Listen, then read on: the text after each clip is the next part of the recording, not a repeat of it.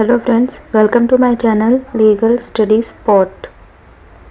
पिछली क्लास में हमने देखा offer, types of offer, essential elements और विथ केस लॉज। आज हम कवर करेंगे invitation to offer, difference between invitation to offer and offer with relative case laws. तो चलिए शुरू करते हैं। Let's first take an example of offer. Here A B से कहता है कि वो उसको कार बेचना चाहता है for 50,000. Will you accept? B से A पूछता है will you accept this offer? So here A clearly makes an offer to B to purchase his car. Now take an example of invitation to offer. In a shop, there is a display of goods by the shopkeeper. So this display of goods by the shopkeeper is what? Is invitation to offer. The shopkeeper is making an invitation to the public to come and making an offer to purchase.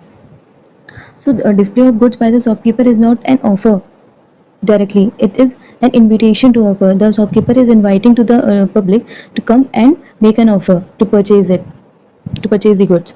So when the customer went into a shop and picks an item and take it to the cashier, then he is making an offer to purchase. So not the shopkeeper but the customer is making an offer to purchase. So display of goods is an invitation to offer. When the customer went and picks an item and take it to the cashier, then he is making an offer to purchase. So it is upon the shopkeeper to accept or reject. When he accepts the offer, it will lead to a contract. So this is an example of invitation to offer. Display of goods by the shopkeeper is an invitation to offer. I hope you understand. So what is invitation to offer? Where a person or a party invites others to make an offer which they can accept or reject. So the shopkeeper is inviting customer to come and make an offer which the shopkeeper can accept or reject. Take another example of advertisement. Suppose this is a newspaper having advertisement stating flats available for sale. So the advertisement in a newspaper is what? Is an invitation to offer. After seeing this advertisement, the interested buyer would come and make an offer to buy the flat. So here the buyer makes an offer to the seller, which the seller can accept or reject. In a case related to it, Hindustan Cooperative Insurance Society Limited versus Shyam Sundar, 1952, the court held that an advertisement is generally not an offer but an invitation to the public to make offer. But in case of Carlyle versus Carbolic Smoke Ball Company, the Carbolic Smoke Ball Company placed an advertisement claiming that they would pay £1,000 to anyone who used their product and still contracted influenza. तो company ने एक advertisement निकाला और कहा कि वो किसी भी पर्सन को £1,000 देगा अगर उनकी प्रोडक्ट यूज करता है और फिर भी उसको इन्फ्लुएंजा हो जाएगा. And the company also deposited £1,000 in a bank to show their sincerity. So in this case, the court held that this was an unilateral offer rather than an invitation to treat, because the terms were clear and the deposit of money showed an intent to be bound. तो इस case में court ने कहा the advertisement by the company is not an invitation to offer but a unilateral offer because the terms were clear.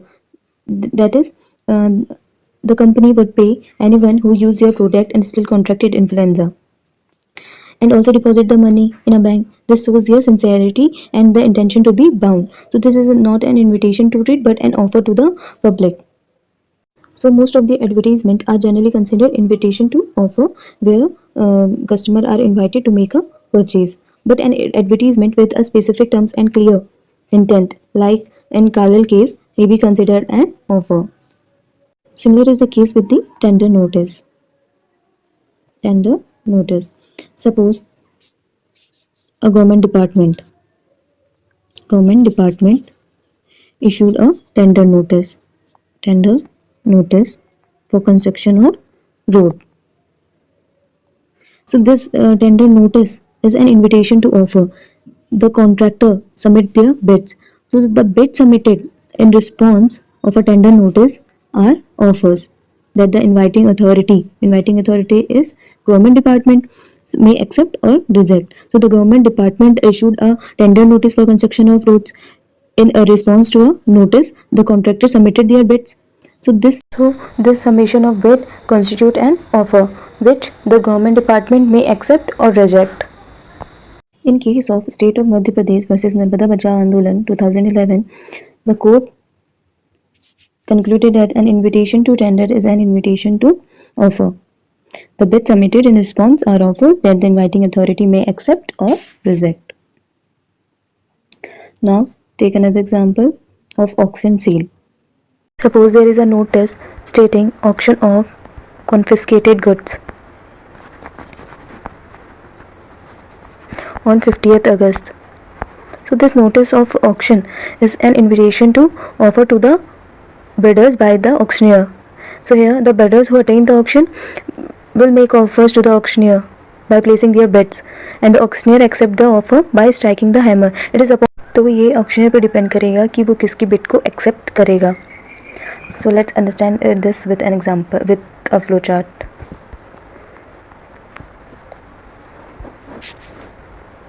Auctioneer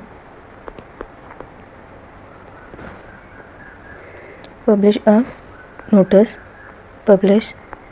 auction notice.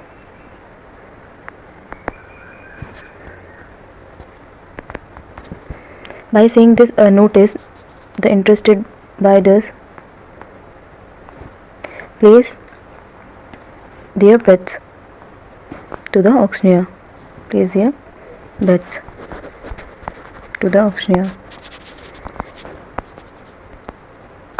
So here the auctioneer, by publishing auction notice, is making an invitation to offer to the bidders, and the bidders, by placing their bids, makes an offer.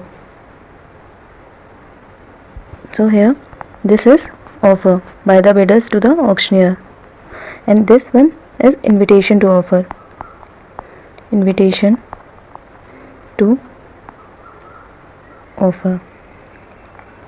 I hope you understand. So let's move to the next example. Another example is request for information. Suppose a person A asking B the lowest price he would accept for his car, and B replied with a price. Here the response given by B to A is not an offer but an invitation to offer. So when a party asks for a detail, and the response given by the other party is an invitation to offer.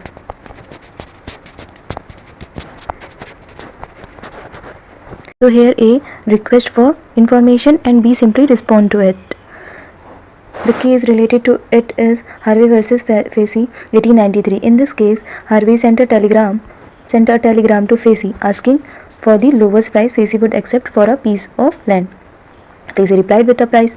So the court held that the reply given by the Facey to the Harvey was not an offer but merely a response to a request for information, which was an invitation to trade. So the court held in Harvey versus Facey that the reply in response to a request for information is not an offer but an invitation to trade. So the key points are: invitation to offer is not binding, it invites others to make offers. It is not binding. The person who received the invitation to offer has the discretion to make an offer that the inviter can accept or reject. So when the inviter accepts the offer by the person who received the invitation to offer, then only it becomes binding. Now let's start today's next topic: difference between invitation to offer and offer. Start with an example. I offer to sell you my car for rupees 5 lakh. Here I am showing my willingness to you that I want to sell my car for rupees 5 lakh. Will you accept this? So this is an offer by me to you. My view of taking yours assent demonstrate intention to enter into a contract. It demonstrates my intention to enter into a contract. So upon acceptance by the offeree, it will become legally binding. While in case of invitation to offer, one party invites the other to make an offer which they can accept or reject. For example, display of goods in a shop by the shopkeeper is an invitation to offer. So when a customer picks up an item and take it to the cashier, then he is making an offer to purchase. So here not the shopkeeper but the customer, not the shopkeeper but the customer